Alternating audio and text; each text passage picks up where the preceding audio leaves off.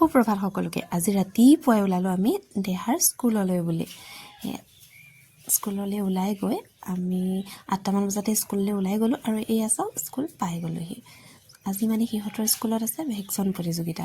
সি বহুত লাজ কৰে, সেইবাবে তাক ভাবিলোঁ আজি দৰাকৈ সজাই দিওঁ, কি হয়। তাক চাবলৈ কৈছোঁ, খুব লাজ তাৰ, কেমেৰালৈ নাচায়। সি মোক কৈ আছে যে মই নাচাওঁ। ইফালে চাবলৈ কৈছোঁ, নাই নাচাওঁ।